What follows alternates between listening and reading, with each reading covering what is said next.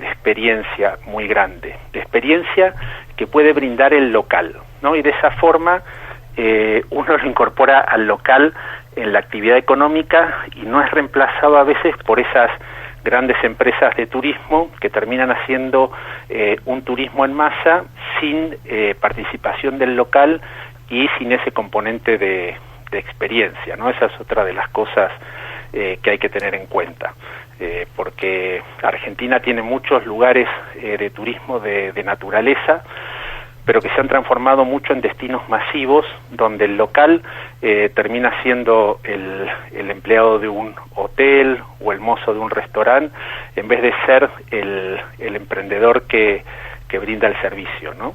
Entonces, eso es algo que hay que tener también bastante en cuenta en la ecuación.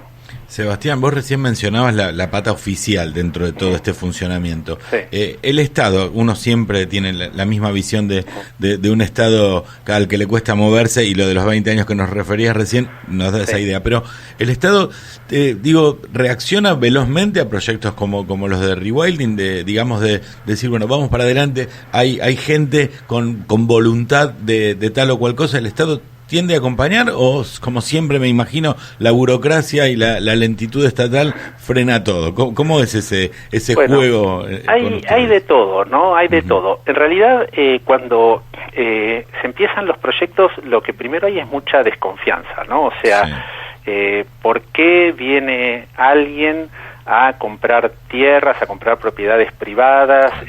En Argentina el concepto también de la filantropía o de trabajar para fortalecer lo público no está muy arraigado, claro. Entonces siempre genera desconfianza, ¿no?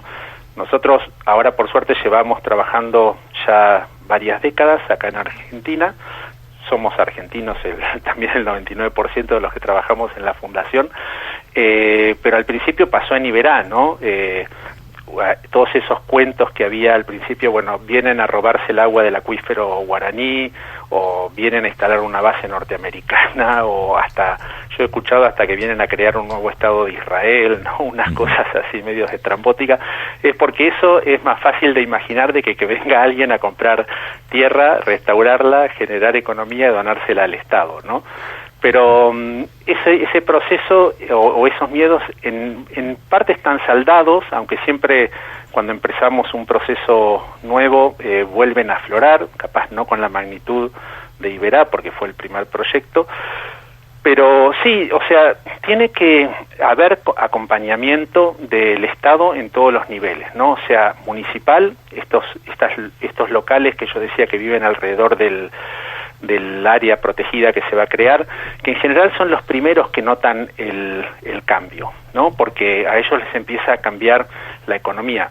Nosotros siempre ponemos, por ejemplo, el ejemplo de Colonia Pellegrini en Iberá, que era un pueblo que tenía mucha desocupación, que tenía mucho empleo público y que tenía trabajos en general no bien remunerados, muchos en negros, con poco empleo para la mujer y los jóvenes.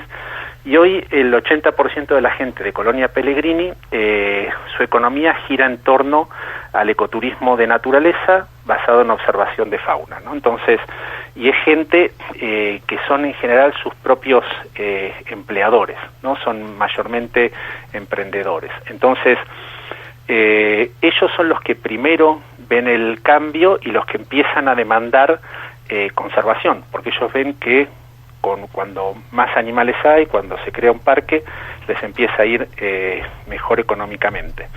Entonces, en general ellos son los que después demandan a la provincia la cesión de jurisdicción. Argentina es un país federal, entonces crear parques es complejo porque primero hay que alinear políticamente a la provincia, que tiene que ceder jurisdicción a la nación para que después se pueda crear el parque. Y bueno, son cosas que demandan su tiempo de maduración, ¿no? Pero nosotros eso sabemos que es así. Restaurar las especies también lleva su tiempo. Nosotros en Iberá, por ejemplo, el proyecto de reintroducción de yaguareté lo empezamos en el 2012 y todavía continúa, ¿no?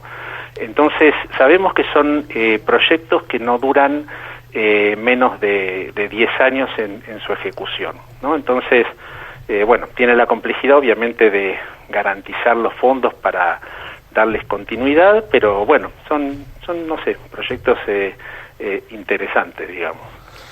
Sebastián, muchísimas gracias por esta conversación. Bueno, muy dale, interesante. Gracias a ustedes por llamar. Gracias. Hablamos con Sebastián Di Martino de la Fundación Rewilding. Sí, es difícil.